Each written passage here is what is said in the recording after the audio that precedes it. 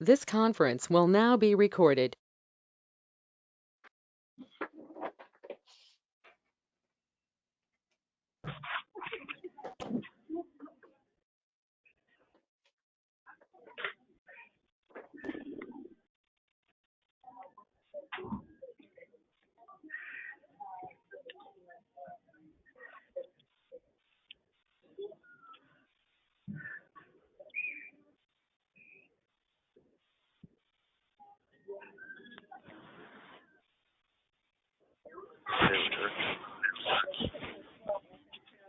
Director Gray, we're ready to begin.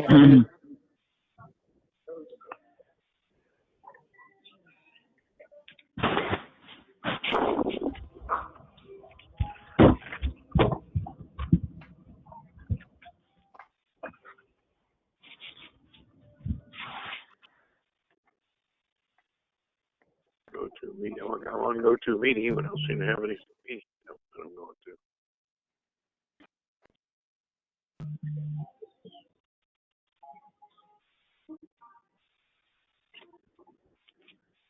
Try over again.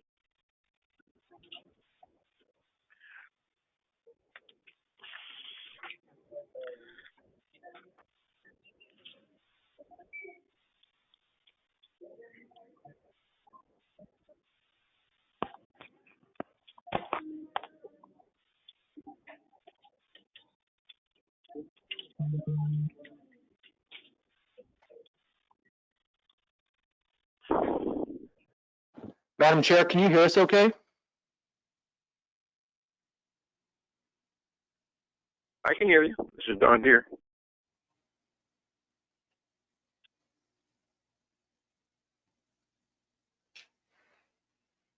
I apologize, everyone. We're having some technical difficulties.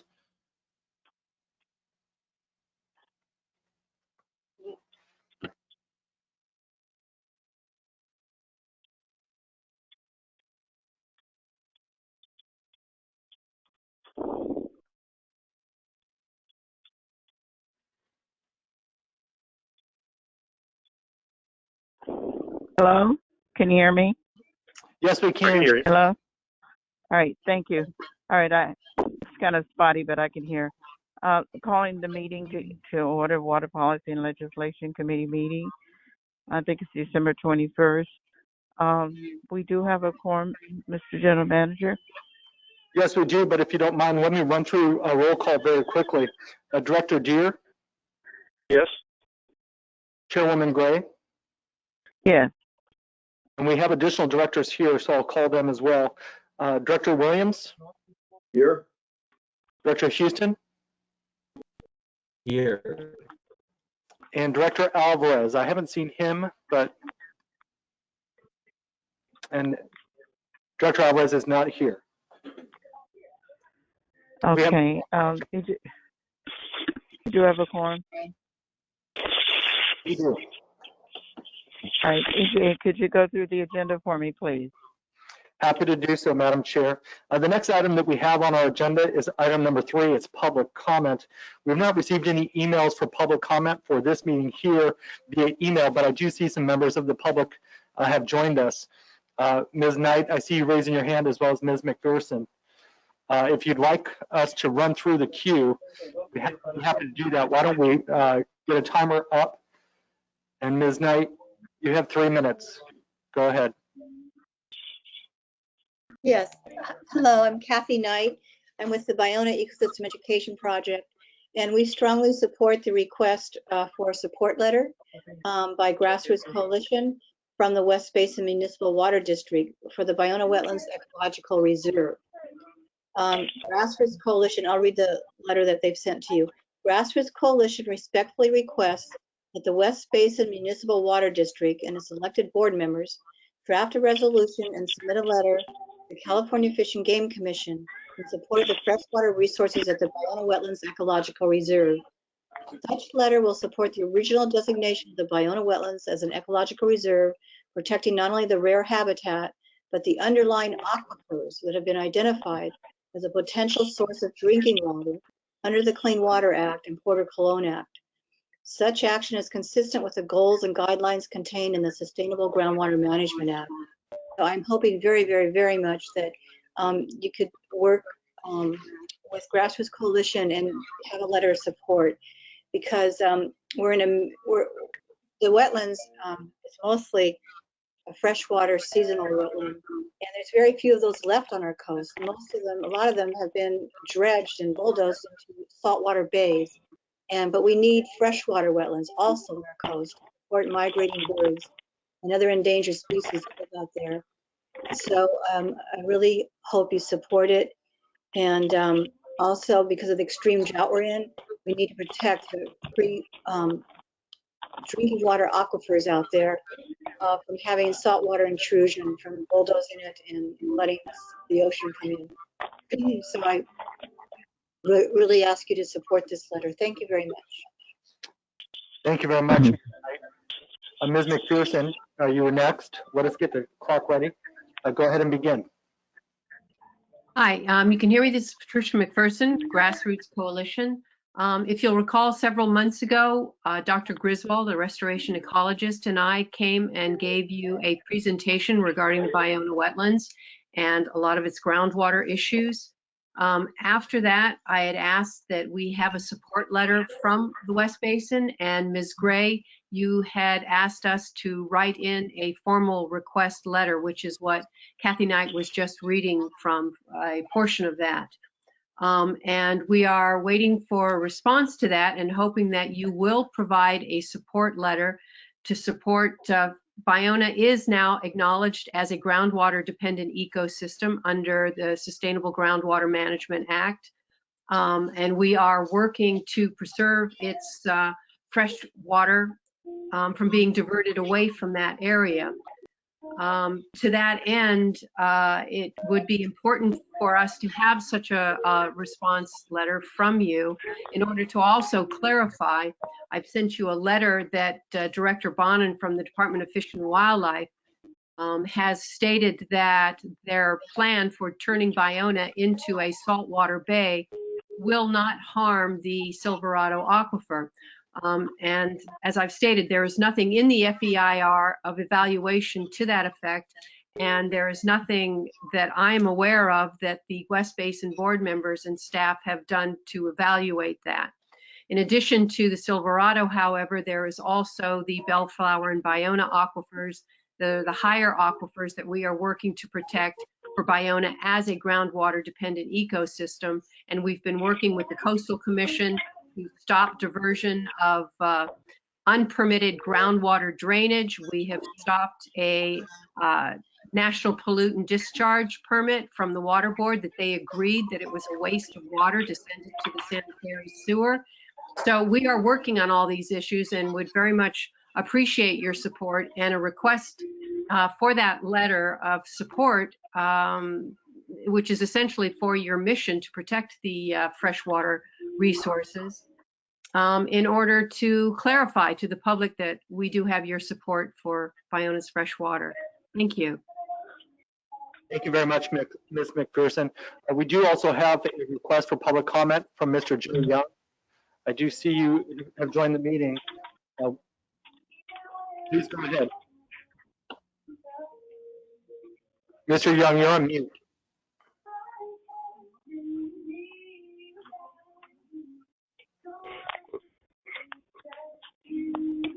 Okay, can you hear me now? Yes, we can. Thank you. Sorry about that. My name is Joseph Young. I'm with the Sierra Club. I'm also a registered civil engineer, and I had 25 years experience with Golden State Water. In fact, for about a year, I had an office on the first floor of the building, the West Basin's building. Anyway, my comment today is regarding the Ballona wetlands, specifically the EIR that's been promulgated by the California Department of Fish and Wildlife, which is charged with protecting wildlife, not destroying it. While it is recognized that the Ballona wetlands are a seasonal, predominantly freshwater marsh. The California Department of Fish and Wildlife plan in that EIR is to convert, as they would put it, the marsh into a saltwater marsh. Not only does this damage surface waters, it can damage near surface aquifers. Please note that there has not been a hydrology study for the Ballona wetlands. I would conclude by asking the West Basin MWD to disapprove the California Department of Fish and Wildlife's plan, and add to that, please support the request of Grassroots Coalition to really make the various agencies, including Central Basin, including CDC, to have them do what they're supposed to do, not damage the environment. Thank you. Yes, thank you very much, Mr. Young. It's important to note that due to the Brown Act and this item not being agendized, it wouldn't be prudent for our committee or board to comment on this request at this time. Though I do want to make one clarifying point. The letter that Ms. McPherson is referring to and that Ms. Knight read from has been previously forwarded to the board and previously discussed. So I just want you to all know that you have received that letter. And of course, towards the end of this meeting, there is an item number 8, director's comments and future agenda items. And that might be an appropriate time if any members of the committee or board had any comments. They can make them at that time. And these are the only 3 requests that we've received for public comment. Are there any others? Seeing and hearing none, I think we would move to item number 4 on the agenda, which is presentations. Staff has no presentations at this time. That brings up the action calendar. For this item, we do have 5A, of redistricting consulting services. As most of you know, if you've been reading the papers, that all of California is now going through this process. And for this item, for an action item, we do have Matthew Vey, Senior Water Policy and Resources Analyst, here for the presentation. Thank you, EJ. Chairwoman Gray and members of the committee and board, I'll be taking you through this agenda item. I'll be working off of packet page 3 in the packet. So every 10 years, the United States Census Bureau produces an updated census that provides changes in federal, state, and local data on population and a variety of other demographic data. Based on the decennial 2020 census, West Basin and other special districts in California are required to evaluate their existing division boundaries to incorporate the updated information and to make a determination if any changes to those boundaries are needed. So based on state legislation that was adopted earlier this year, and since West Basin plans to hold its next regular election on the same date as California's 2022 general election in November, the district must adopt updated, and I want to clarify, it's not necessarily modified, but updated district maps by April 17th, 2022. And this was provided to us for the advice of West Basin's legal counsel. So April 17th of next year, those must be in place. The adopted maps would be submitted to Los Angeles County with those updated boundaries going into effect prior to West Basin's regular election next fall. So last month on November 5th, West Basin staff issued a request for proposals for professional redistricting consulting services. This RFP was emailed to 6 firms that offer a comprehensive range of redistricting services. Firms were asked to submit their bids using a 2-phase model, with phase 1 being kind of the required tasks that would allow us to meet, all federal, state, local legal requirements for redistricting, and then phase 2 potentially being included as needed, or if there were, board directed tasks that we wanted to evaluate further. Staff received several responses to the RFP initial email, Ultimately, we received one submittal by the deadline from Lucien Partners, and this is on behalf of the Redistricting Collaborative. And just to give you an idea of who that is, the Redistricting Collaborative is the joint venture of 3 different firms or entities that came together to combine their areas of expertise in redistricting to offer a comprehensive package of services for public agencies that need redistricting services. This collaborative currently offers redistricting services to some other water agencies in Southern California, including 2 agencies that overlap or are adjacent to our service area. This includes the Water Replenishment District, Central Basin Municipal Water District, and West Valley Water District. Now, I'd like to note that Chris Scannell, who is a partner at the law offices of Nielsen or Casmer, this is one of the firms that's part of that collaborative. He's logged into this meeting, joining us today, and he would be available to address any questions that the board or committee members might have about the process. So Mr. Scannell and his team would help lead the initial legal analysis to ensure that West Basin complies with all state, local, and federal redistricting laws and regulations. So as the RFP specified, the Redistricting Collaborative provided a cost proposal to us utilizing that 2-phase approach.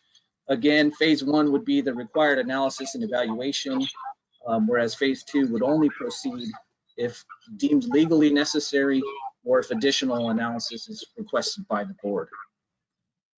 Looking at the costs, phase 1 estimated cost is about $15,000. If we went into a phase 2, the estimated cost for that phase would be an additional $35,000. This gives us a total cost not to exceed of $50,000 for this agreement. And as for the timeline, again, there's an April 17th, 2022 deadline. So if the committee today were to approve this item and forward it to the board for final approval tomorrow, and if the board accepts the committee's recommendation, staff would work very quickly to begin implementing phase 1 of this process in January. It's expected that phase 1 work could mostly or entirely be completed in the month of January, depending on how quickly the project begins. And then if additional work were needed for part of a phase 2, that work would occur in the months of February and March, with everything needed to be wrapped up and finalized by early April. I also note that staff does appreciate the Redistricting Collaborative's overall strategy in their proposal as they outlined it, and the makeup of the project team. And we believe that the recommended cost and timeline that they provided in the proposal are very reasonable for this type of work.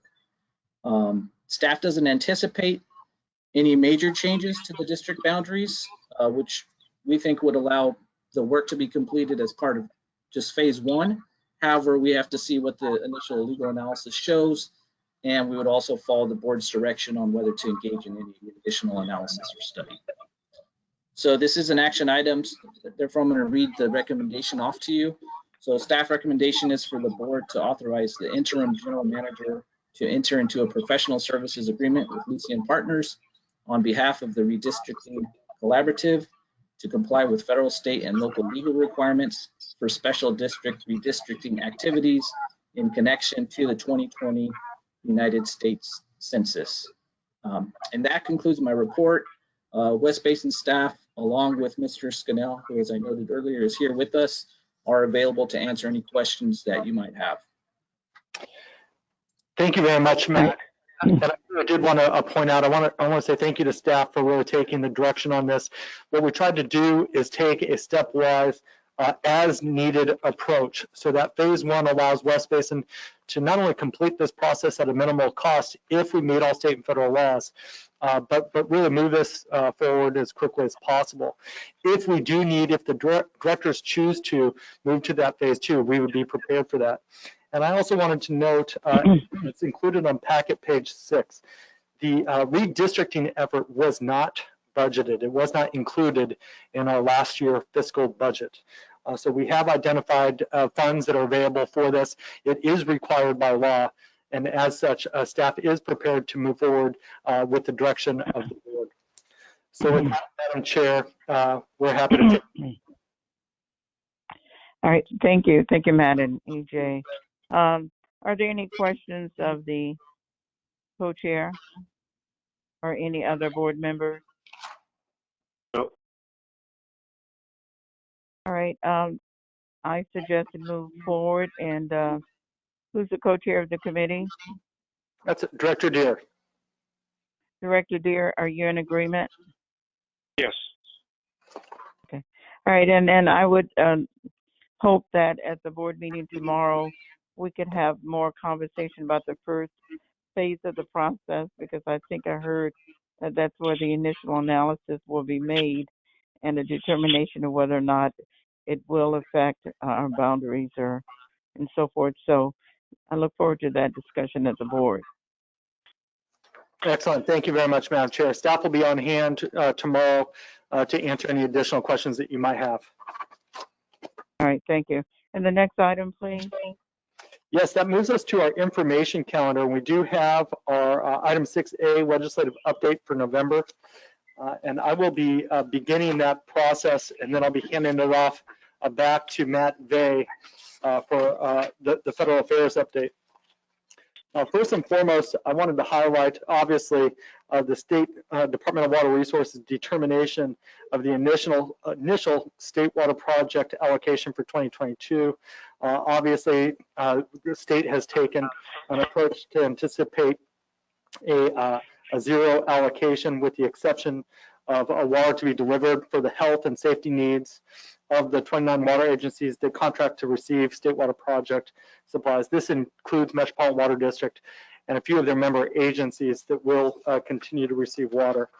As part of this effort, you have noticed that the State Water Resources Control Board has produced their proposed framework to move forward on conservation regulations. These are very similar to the rules adopted and mandated by the State Water Resources Control Board when it comes to the prohibition of wasteful uses of water. But I did want to note a couple of things. There were a couple of different expansions, one of which would be the use of potable water for street cleaning and construction purposes. There are parts of West Basin service area that do utilize or have in the past utilized recycled water for those purposes. And so we'll continue to work with our member agencies as well as our municipalities to see if there's an additional use of recycled water that they could explore at this time. Secondly, I'd like to note that there were some key determinations in relation to the potential future budget by the California State Legislature and Governor. Looking ahead to the 2022 budget cycle, it is anticipated that they would have a historic surplus to the tune of $31.2 billion. Obviously, the state legislature has several different key priorities that they would like to see pursued, but I wanted to note some of those here. Because they not only impact West Basin Municipal Water District as well as our service area. First and foremost is to address housing challenges. Clearly, we see that throughout the LA County area, but throughout California as well. Boost the 21st century infrastructure, which includes climate disaster resiliency, close learning gap and protect local school budgets, improve higher education quality, affordability, and accessibility, and sustain California, enhance climate, environment, resource protection, and strengthen wildfire mitigation and response. Clearly, there's an area here, of course, where water supply would be an issue, as well as water quality. We are working now with Metropolitan Water District as far as identifying potential projects that could not only assist West Basin Municipal Water District, but the region as a whole. And we'll continue to track that issue as we get closer to the 2022 legislative session.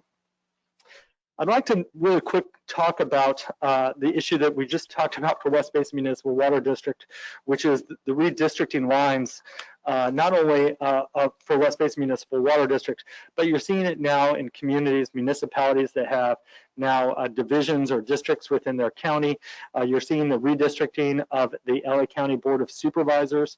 And just this past Monday, they did put out the updated state assembly and Senate district lines.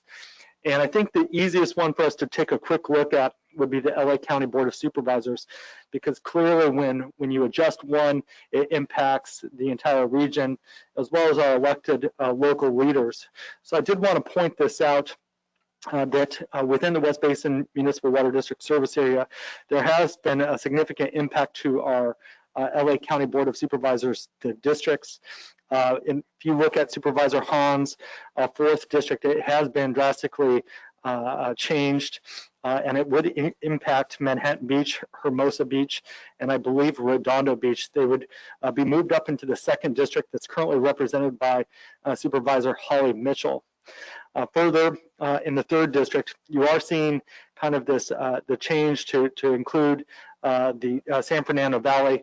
That obviously the politics and the key issues within that 3rd district will be very significant, and you have a significant group of leaders that are currently expressing interest in running for that supervisor seat, and that would include Senator Henry Stern, who's currently working in the California State Legislature, has several years left as far as his total term.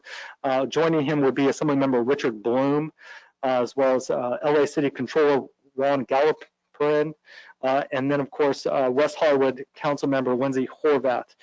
So you're starting to see the politics really change up there, and of course West Basin's current delegation could potentially be impacted. Another notable person stating his public interest in this would be Senate Majority Leader Bob Hertzberg. So we'll continue to track that.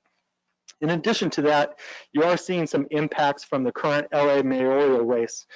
Clearly, U.S. Representative Karen Bass has expressed interest and appears to be a front runner, but just like anything, if she were to be elected to serve as mayor, it would impact our delegation. She would be vacating that House of Representatives seat. There are several people that are expressing interest in that, including Senator Conrad Dove, who represents the Culver City area portion of the West Basin service area. If she were to assume that role in the House of Representatives, that would in turn open up her Senate seat. And it's my understanding that Assemblymember Isaac Bryan, as well as Assemblywoman Autumn Burke, have potentially expressed interest in moving there, or excuse me, pursuing that Senate seat. And if you look at the West Basin service area, this could potentially impact our delegation. We've worked extremely hard to build those relationships.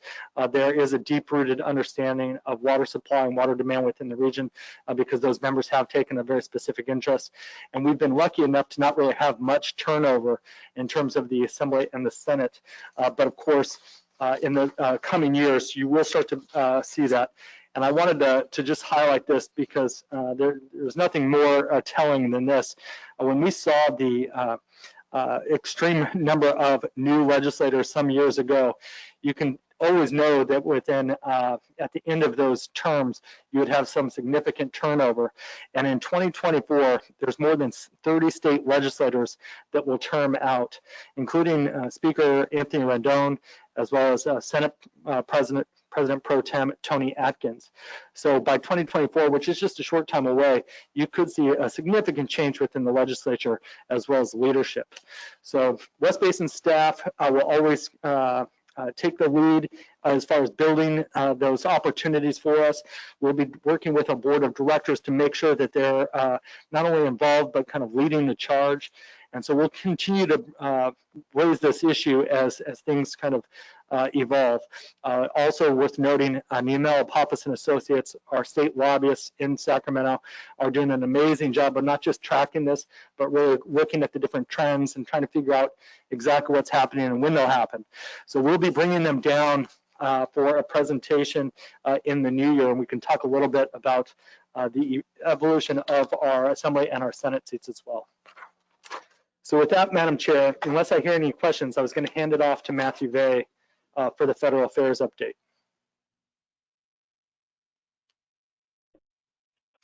Matt, you can go ahead. Thank you. Thank you, Jay. Thank you, EJ. Okay, so to start off, wanted to mention that a couple weeks ago, actually on December 2nd, Congress passed a continuing resolution funding measure. This is a stopgap measure that will help the country avoid a government shutdown. It extends the government funding for the next couple of months through February 18th. Tied to this action on December 14th, President Biden approved raising the country's debt ceiling by about $2.5 trillion.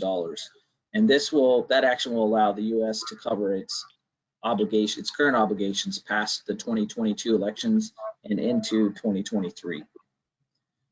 So with that kind of timeline in place, the House and the Senate now have the next couple of months to hopefully finalize and pass the fiscal year 2022 appropriations bills, either via individual bills or by combining them into one kind of major omnibus package of bills. Now, without that final agreement, it is possible that the country could kind of go into a one-year continuing resolution, which has happened in the past. We're hoping that it doesn't happen, but it is a possibility. The continuing resolution does impact West Basin's funding that it currently has identified in the congressionally directed spending funds or the local community funds. We have $3.8 million for North Gardena and Mills Park recycled water lateral projects that has been approved in those draft bills. And so, we're still very well positioned should those FY22 appropriations bills move forward. However, we're still kind of at the mercy of whether or not those eventually get passed. Related to that is, and you've all probably heard in the news, is the Build Back Better Act. It's been a big news item the last couple of weeks. So the House did pass their version of that legislation on November 19th, and they sent it over to the Senate. However, that measure so far has stalled in the Senate. The overall package has kind of been reduced by about half.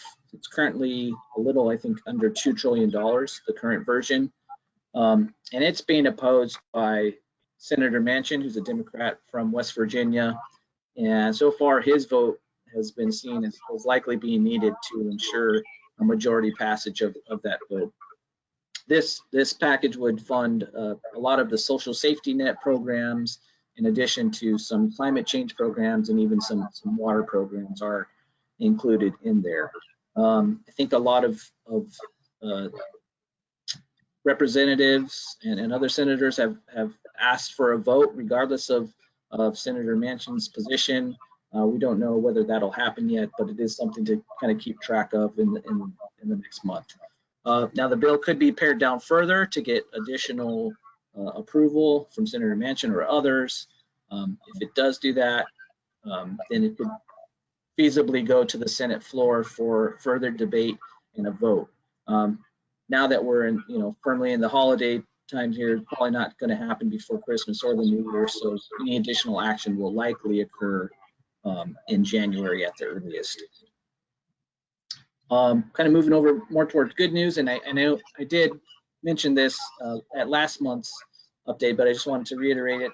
The bipartisan infrastructure package was signed into law on November 15th. It had previously been tied to the Build Back Better Act, but was ultimately separated out so that it could gain passage sooner. Based on that, California expects to receive billions of dollars in funding for a number of things, including water infrastructure, roads, airports, bridges, electric vehicle charging, and many other things. The funding will be allocated over the next 5 years, and West Basin will work with our lobbyists as well as the U.S. Army Corps to determine whether there are opportunities to apply for funding for either current or future programs from that infrastructure package. Again, I've mentioned this before, but there was $200 million in Army Corps environmental infrastructure account. This is the account that allows us to apply for funding for our Harbor South Bay projects. In addition, the EPA notified California that it will allocate about $600 million for clean water and drinking water state revolving fund programs out of the infrastructure package. And Metropolitan also recently sent a letter to Governor Newsom asking for $500 million, $550 million in funding for drought and water resilience infrastructure purposes.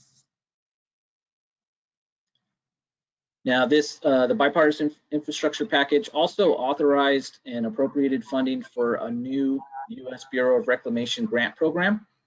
This program would go towards the planning, design, and construction of small surface water and groundwater storage projects. This program is given an initial appropriation of $100 million. It could be expanded in the future, but we don't really know at this time if that will be the case. To apply for that funding would require a feasibility study, feasibility analysis that would be submitted and need to be approved by the Bureau of Rec. It could serve as a potential funding source for the groundwater augmentation project that West Basin is currently evaluating. And so staff is exploring the viability of this program as a supplement or an alternative to the Army Corps funding that we have in our current authorization. And we actually had a meeting yesterday with the local office of the Army Corps to go over some of those details, but we're going to continue to evaluate that as we move forward. In addition, the Bureau of Rec released a $210 million spending plan for Western drought response and fire suppression efforts. 40 million of that will go toward water conservation programs that are meant to help stabilize Lake Mead storage levels. 60 million will go toward the Central Valley Project, which is the federal water conveyance system in California to help address regional drought needs. And then an additional 20 million for water smart drought response programs.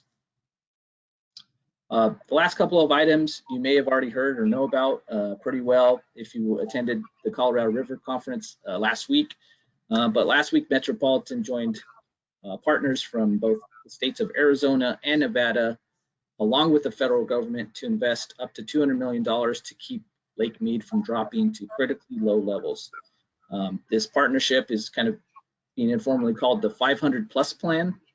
And this joint effort, which was done through an MOU signed at the conference, plans to add 500,000 acre feet of additional water to Lake Mead in 2022 and 2023 through urban and agricultural conservation measures. The funding to meet that $200 million level that I mentioned, $20 million each would come from Metropolitan, Southern Nevada Water Agency, and the Central Arizona Project. And then the Arizona Department of Water Resources would provide $40 million, and then the federal government would match those for a total of $200 million.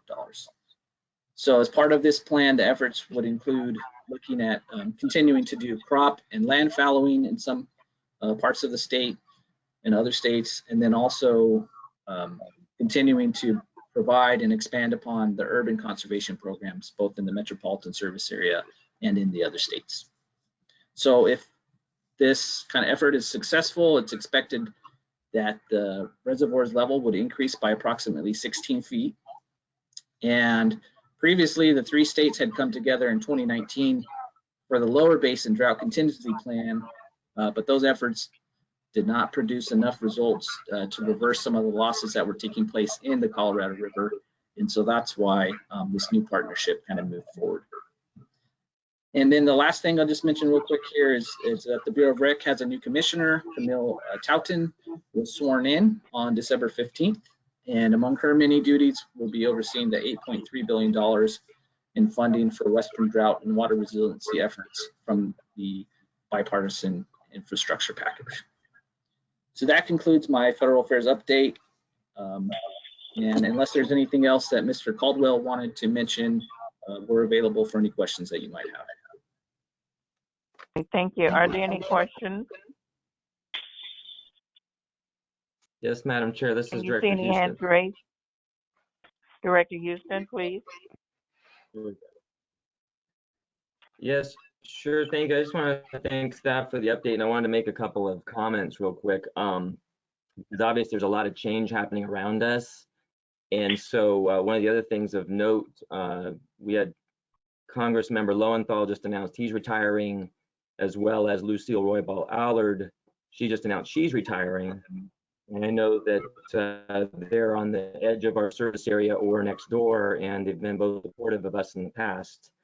And then, of course, we've got different people running for these offices now. So at the end of the day, as our staff said, there's going to be a lot of change coming up, and we all are going to be prepared to adapt to that in the new year as these maps finalize. And one other thing I think, EJ, is El Segundo is now part of Supervisor Holly Mitchell's district as well. So, you know, the whole Beach Cities area is basically, we lost Janice Hahn, but we've gained Holly Mitchell.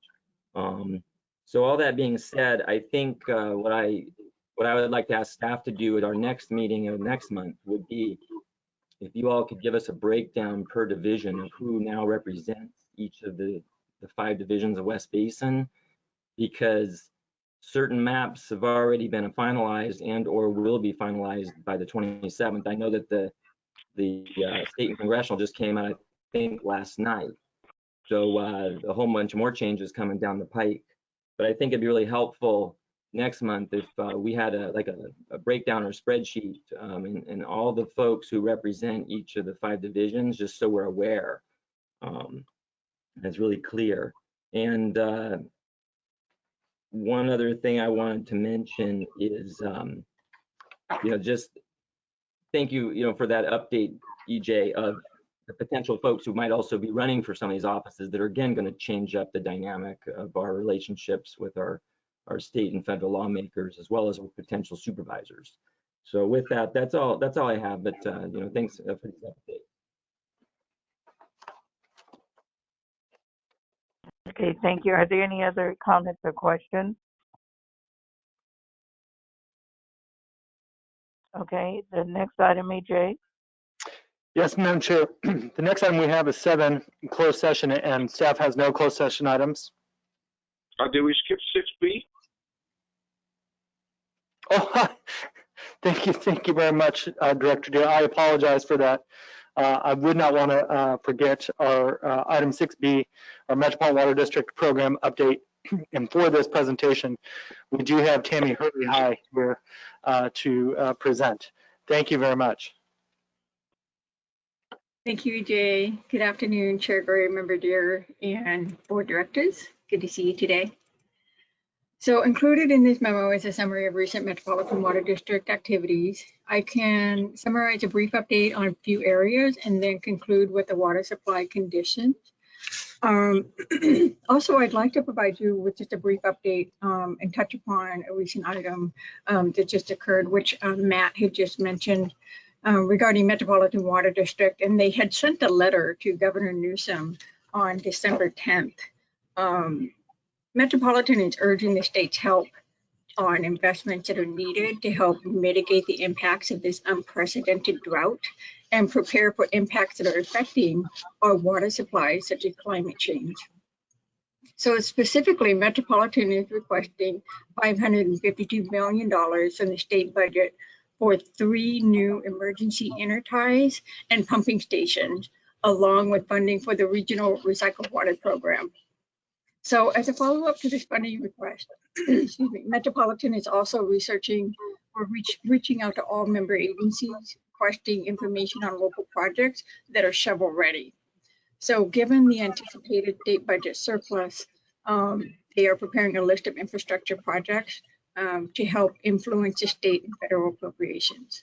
So West Basin will be actively engaged with Metropolitan staff in providing this information on our local projects. And Metropolitan will be using this list for the whole service area to describe the needs of the region, with the goal to have the California State Legislature dedicate surplus revenues for these projects. So I wanted to mention that. And then also regarding funding at the federal level, Senators Feinstein and Padilla issued a press release on correspondence they sent to the Department of Interior Secretary Deb Hadlin. And that correspondence included their funding priorities for the Infrastructure Investment and Jobs Act, and it urges prioritization of California projects. So a list was included in that press release for drought infrastructure and ecosystem restoration priorities that are critical to California in implementing the Infrastructure Investment and Jobs Act. So their statement and support for regional priority truly aligned with Metropolitan's One Water vision. So that's a brief update on that item. before I move on, I will pause if there are any questions or comments on that particular topic. Are there any questions?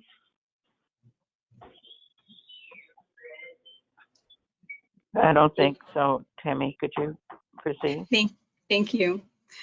So the first item on the report is Metropolitan and their rate refinement. Their staff has discussed this rate refinement item with member agencies throughout the past several months. And the board took action last month to approve a cost recovery method for the demand management portion of its rate structure. And they approved the 100% supply alternative. And recently, the Court of Appeal provided clarification to Metropolitan on their decision in 2017. And that decision did not allow Metropolitan to change a water stewardship portion to fund conservation programs.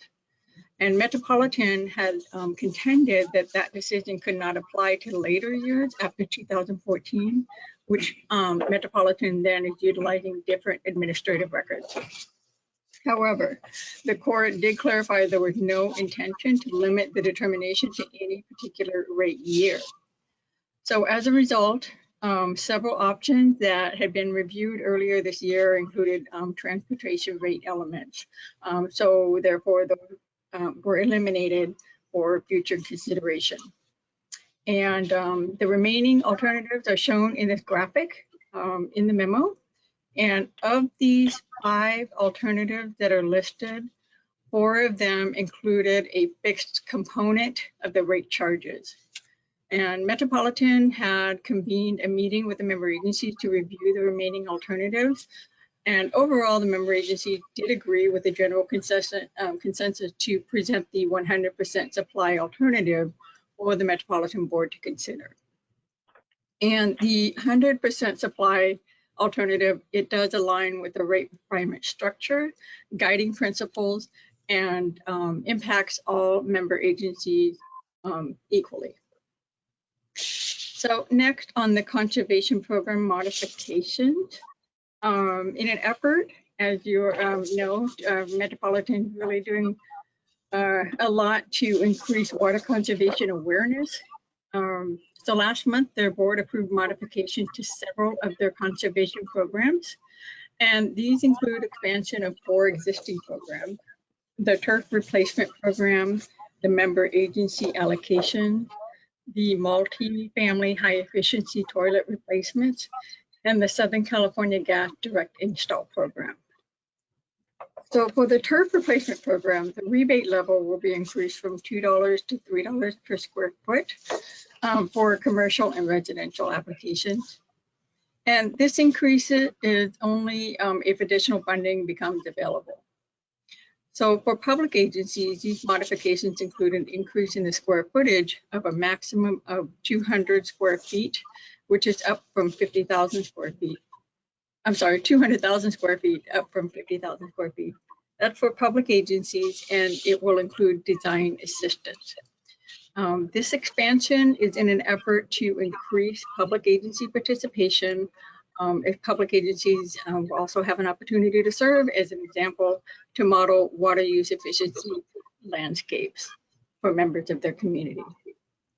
Also, another modification is member agency can use 100% of their member agency administrative program allocation funding for conservation programs for public agency projects. And this allows for more flexibility for member agencies in an effort to fully utilize their allocation for local programs.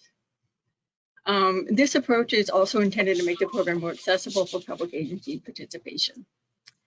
And then next, the pre-1994 multifamily property toilet replacement program.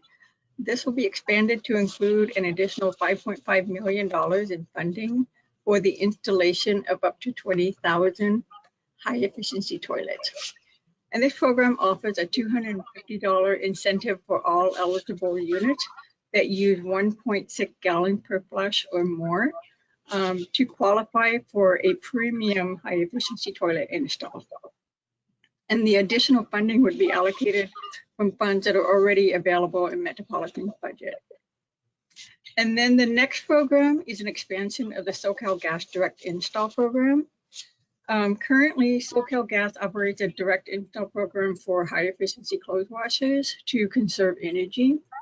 And this program will now conclude with additional, or it will include additional water saving devices such as high efficiency toilets, shower heads, faucet aerators, and landscape irrigation controllers. This is also designed to increase water savings within the underserved communities. So another item that the board approved was adoption of a resolution to support Metropolitan's application to the United States Bureau of Reclamation on their water and energy efficiency fiscal year 2022 grant program. And Metropolitan has applied for grant funding in the amount of $2 million. This would supplement funding for public agency landscapes within the turf replacement program. The funding would also be used to increase the base incentive for turf replacement by an additional $1 per square foot, as I had mentioned earlier. So moving on to the next program modification is the new leak detection and repair grant pilot program. And this program is designed to offer leak detection and repair in municipal distribution systems. This is a new pilot program where Metropolitan can allocate up to $100,000 to each member agency, and is a continuation of a research program that Metropolitan and the Municipal Water District of Orange County has partnered with during the past couple of years. This program would test for system leakage in distribution lines to reduce the loss of non-revenue water by offering an incentive of $170 per mile so that they can test the distribution lines. So that summarizes the conservation programs. And moving forward, I can provide a brief update on a couple of Metropolitan board items. So first, the statement on principles of governance. The board adopted a new statement, and this was an item that was discussed during the board retreat last September. The statement can serve as a supplemental document to the existing governing policies of Metropolitan. It is a commitment to support, recognize, and value the diverse backgrounds represented by the board. And included in this memo under attachment A, located on page 65 of the board packet, it includes a copy of the principles of governance statement for your reference. And then next, the committee structure. So the board approved changes within its committee structure. This was yet another item that we discussed among the board members during the recent board retreat, and will adjust the committee structure to allow for more focus on certain areas. So after the retreat, Chairwoman Gray solicited interest among the board members of proposed changes in this area. And as a result, positive feedback was received that reflected on building upon board collaboration and camaraderie. The committee structure enhancements are intended to allow the board to discuss several important priorities in addressing the current and future needs of the region. The new structure will establish 4 new standing committees, and these include underserved communities, imported water, Conservation Local Resources One Water Committee, Diversity, Equity, and Inclusion Committee. So first, a new committee titled as Underserved Communities was of particular interest to several directors, and this will help in defining Metropolitan's role of offering solutions to the underserved communities. Second, the Imported Water Committee will focus on climate change impacts that are affecting the imported water. Also, items related to the Bay Delta will be included under this committee. Third, on the Conservation and Local Resources Committee will be a standing actionable committee responsible for review of new and innovative investments and sources of supply along with Metropolitan Regional Recycled Water Program. As a side note, the Water Planning and Stewardship Committee will remain in place, and the primary focus on that committee will be the future implementation aspects of the Integrated Resources Plan. And finally, the fourth, the new committee will be comprised of the diversity, equity, inclusion, if we also refer to as DE&I. So this committee will review items under the DE&I Council on issues and current developments. And so Metropolitan staff will be bringing back more information to include administrative code language that is consistent with the new committee changes. So that wraps up the program updates on a few areas of significance. And moving on, included in this report are the November board meeting actions, a listing of the board meeting votes, and then a draft of the list items for the December meeting, which actually just took place last week. And just briefly moving on to the water supply update, I'll try to go through this pretty quickly. Included in this report are the graphics that depict the water supply conditions. This is through November 28th. And on the first page, the highlights, there are two major watersheds. On the left side, it depicts the conditions for California for the State Water Project. Lake Oroville, the State Water Project main reservoir, showed capacity of 30% with 1,050 million acre feet of supply. And most of the state's water reservoirs are well below average, with several that are less than a third of their capacity. However, thanks to a series of recent storms, the Northern Sierra precipitation indexes are measuring well above normal, and snowpack is dramatically increasing. So the recent storms have really produced, the first significant snowfall of the season, being cold storms. And then shifting over to the right side of the page for the Colorado River Basin, Lake Mead is currently at 34% capacity and is at elevation 1,065 feet. As you know, the first ever shortage was declared as a result of Lake Mead falling below the elevation of 1,075 feet. And this shortage will trigger reductions to Arizona and Nevada beginning January 2022. Reduction to Metropolitan supplies will not be triggered until Lake Mead's elevation would fall below elevation 1,045 feet. And studies are indicating that this could happen within the next couple of years.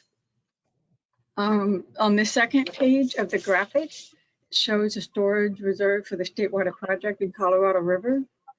In the green shaded areas is an H-station index precipitation graph, shows how much has accumulated since the October atmospheric river event. The Oroville Reservoir storage chart shows a slight uptick in storage levels. Lake Oroville will need more than 600,000 acre feet before supplies in that reservoir can be available to support an increase of the State Water Project allocation. And then for conditions along the Colorado River, the upper Colorado River Basin precipitation so far has received near normal precipitation. And the graph on the right for the upper Colorado River snowpack is indicating below normal snowpack water content to date. Excuse me, down towards the bottom, the graph for Lake Mead surplus shortage outlook. It shows a high probability of shortage conditions in the next 5 years. So in summary, as you're aware, last month the Metropolitan declared a drought emergency to increase drought awareness. The state level DWR is operating to meet the health and safety needs to certain state water project contractors that do not have enough water available locally. And you had already heard about the State Water Resources Control Board that was mentioned earlier. They proposed a drought conservation emergency regulation. The State Water Resources Control Board will consider a resolution to adopt the emergency regulation at their next meeting, and that is scheduled for January 4th. So that concludes this report, and I would be happy to address any questions that you might have. Thank you, Tammy. Are there any questions?